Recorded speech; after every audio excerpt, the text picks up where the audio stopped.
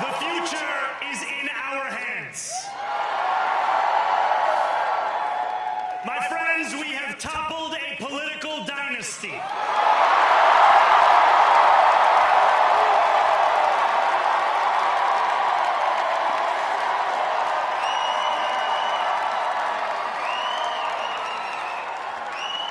I wish Andrew Cuomo only the best in private life.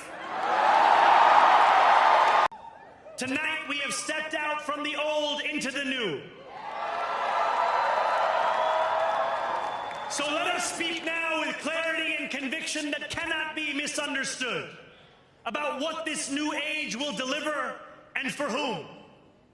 This will be an age where New Yorkers expect from their leaders a bold vision of what we will achieve, rather than a list of excuses for what we are too timid to attempt.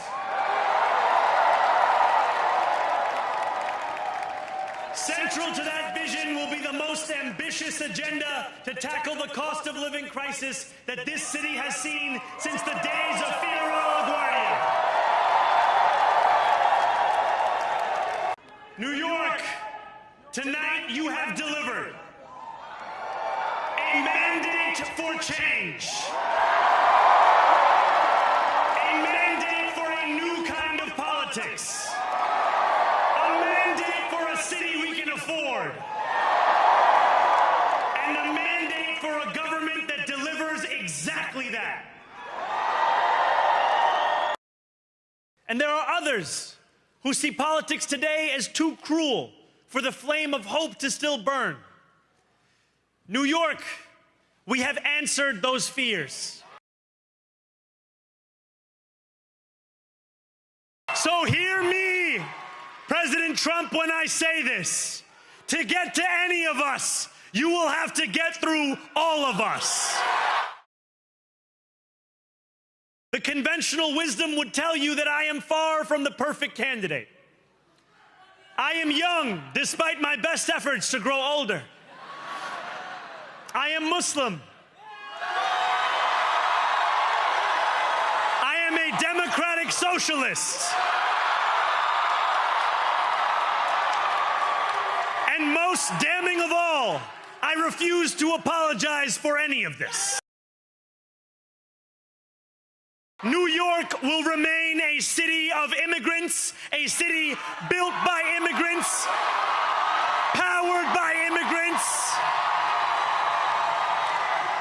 and as of tonight, led by an immigrant. So Donald Trump, since I know you're watching, I have 4 words for you. Turn the volume up.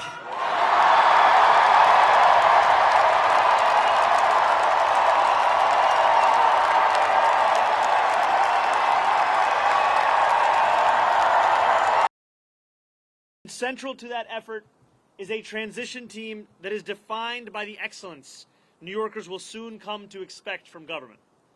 Our team will be directed by Ilana Leopold, whose roots in this city extend back to her grandmother running the trams on Roosevelt Island. She has extensive experience in city government and has been a key part of our campaign to become the next mayor of this city. And it will be led by our formidable co-chairs, former Federal Trade Commissioner Chair Lena Khan, former First Deputy Mayor Maria Torres Springer, United Way President and CEO Grace Bonilla, and former Deputy Mayor for Health and Human Services Melanie Hartzog. This is a president who ran a campaign on the promise of cheaper groceries, and now, as was said by one of our co-chairs, has gone so far as to cut SNAP benefits for close to 2 million New Yorkers. Someone who is literally making it harder to afford those same groceries whose price he was decrying not that long ago.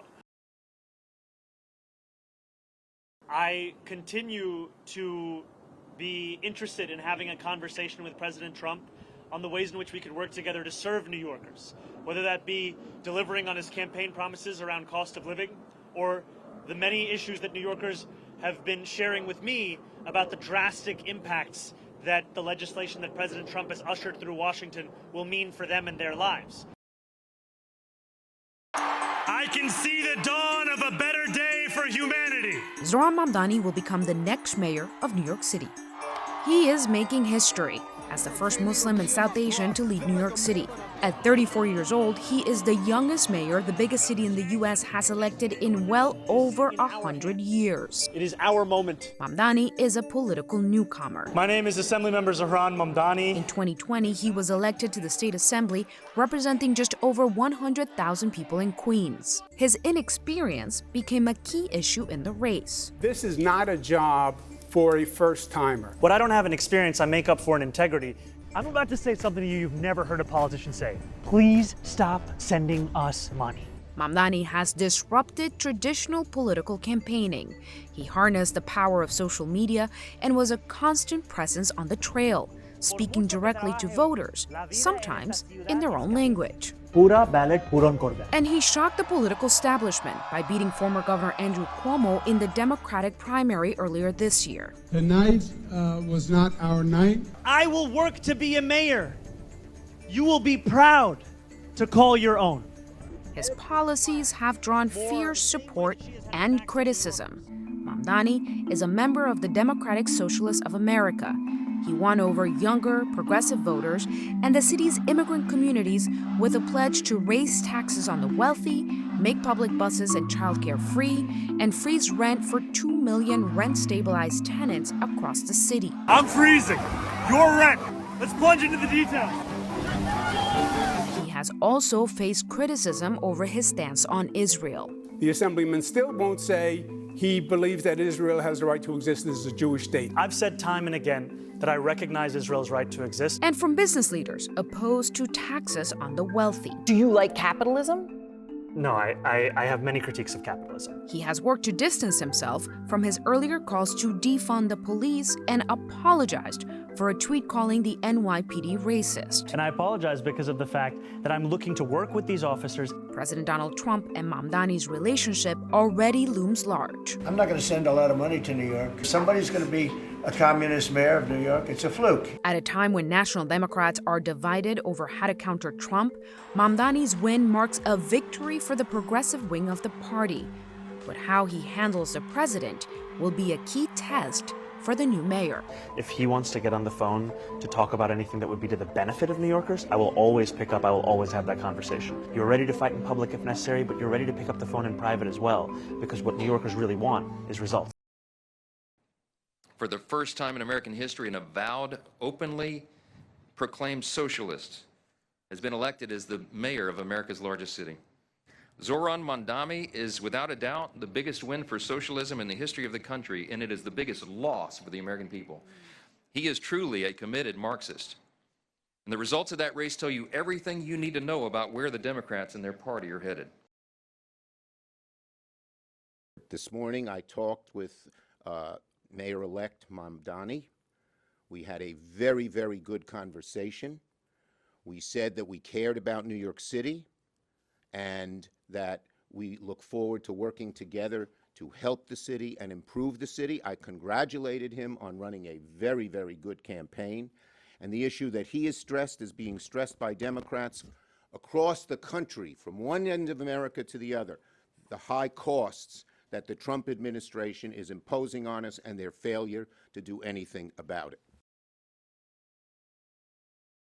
Congratulations to Zohran Mamdani.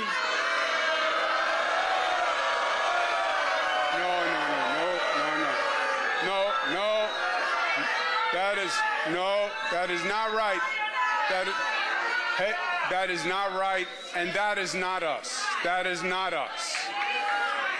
Tonight was their night, and as they start to transition to government, we will all help any way we can because we need our New York City government to work. We want it to work for all New Yorkers because our city is the greatest city in the world, and we will unite for New York City because we love New York City.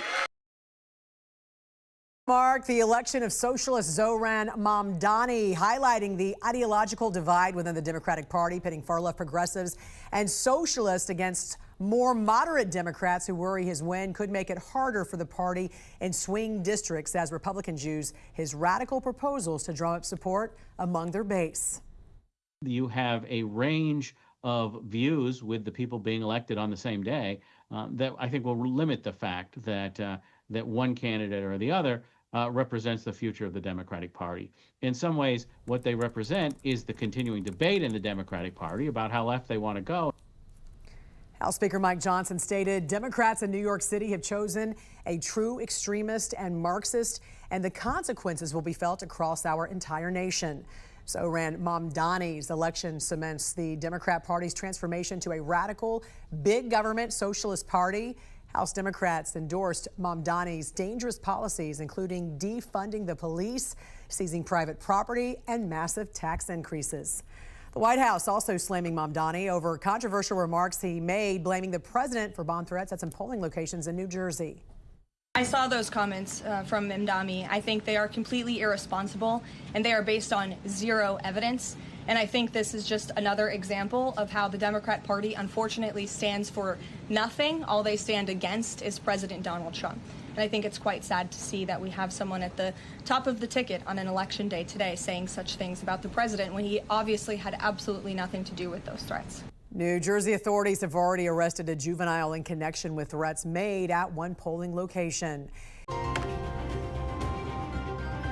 am Muslim.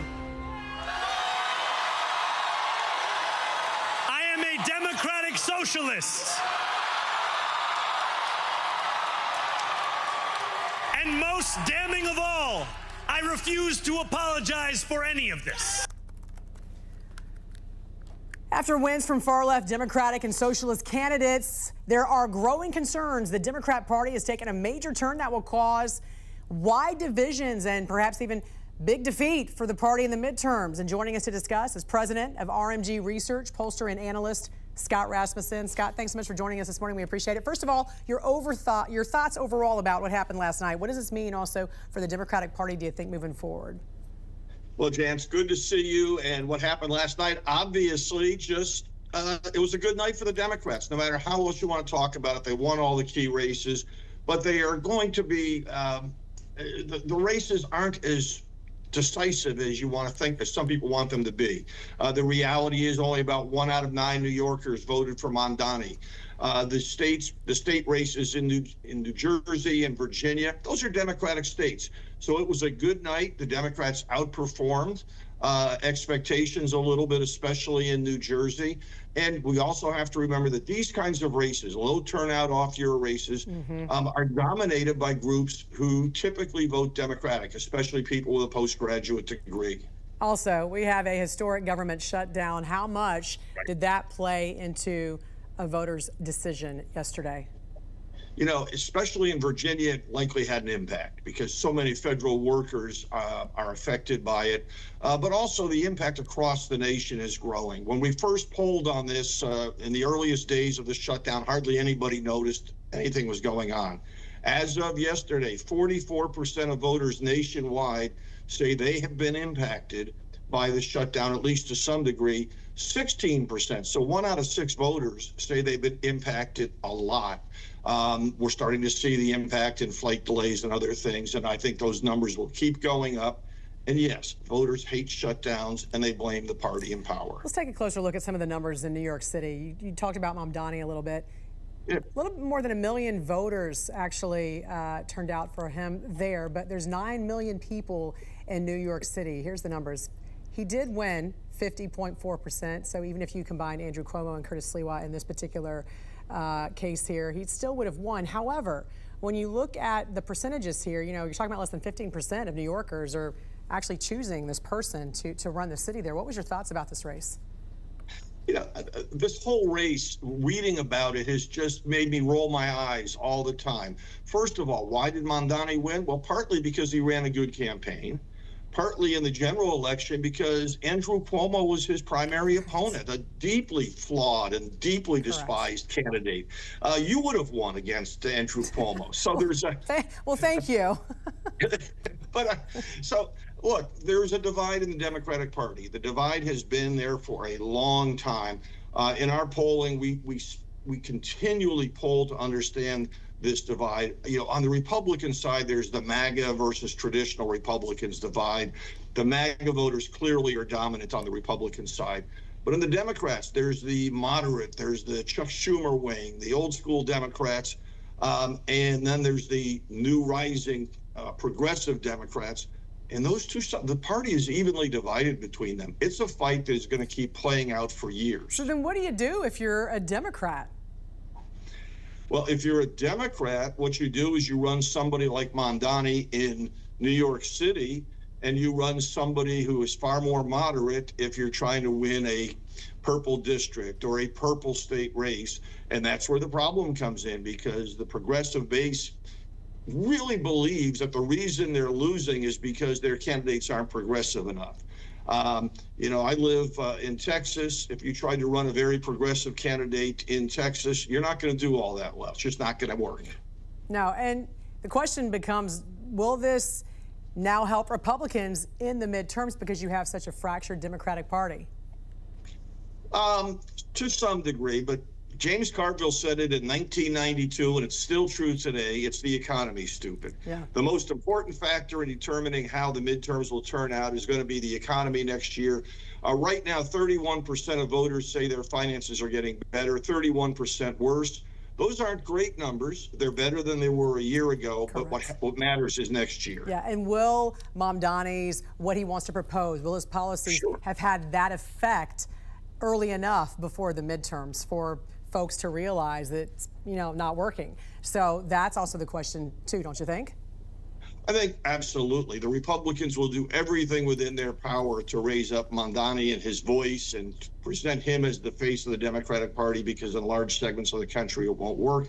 But you know, some of what people fear has already happened. There are more banker jobs in Texas than there are in New York these days. Yeah. There has been an exodus from the city for a long time. I expect it will continue and maybe accelerate a little bit. The big headline this morning I'm seeing, Wall Street headed to Texas. Yeah. New York will never be the same. All right, RMG Research President, pollster, and analyst Scott Rasmussen, thanks for joining us. We appreciate it.